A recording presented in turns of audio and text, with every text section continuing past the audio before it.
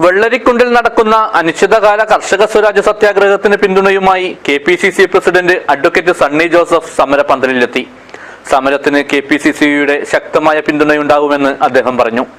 This news sponsored by BioPlus Madikkai ജൈവവളം.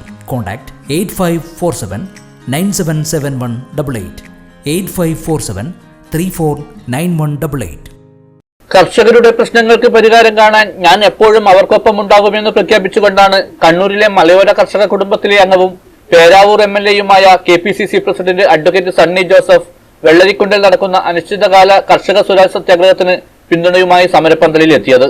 KPCC പ്രസിഡന്റായി ചുമതല ഏറ്റെടുത്ത ശേഷം മലയോരത്ത് പങ്കെടുക്കുന്ന പരിപാടി തന്നെ കർഷകർക്ക് പിന്തുണ നൽകുന്ന പരിപാടിയായി എന്നതും ശ്രദ്ധേയമായി.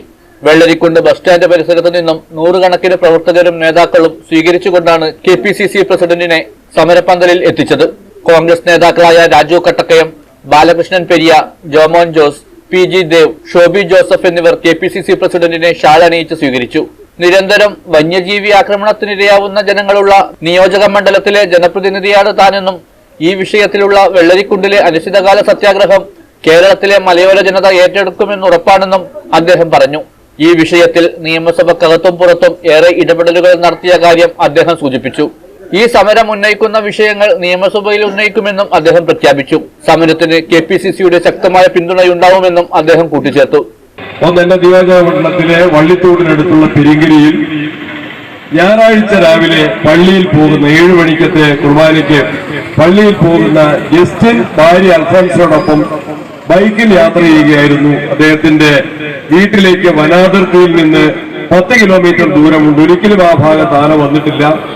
പക്ഷെ 7 മണിക്ക് ബൈക്കിൽ കയറി ഭാര്യയോടൊപ്പം പോകുന്ന ജസ്റ്റിനെ പെട്ടെന്ന് പ്രത്യക്ഷപ്പെട്ട ഒരു കാട്ടാൻ ആക്രമിച്ചു.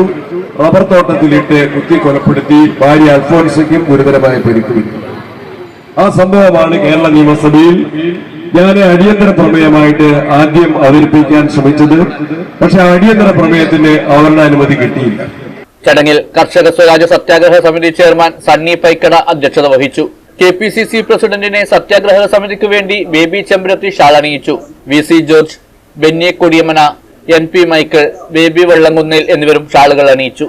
കെപിസിസി പ്രസിഡന്റിനൊപ്പം Balal panchayat president Raju Kattakkayam, DCC vice president P G. Dev, block Congress president Madhusoodanan Baloor തുടങ്ങിയവരും നിരവധി ജനപ്രതിനിധികളും പരിപാടികളിൽ പങ്കെടുത്തു.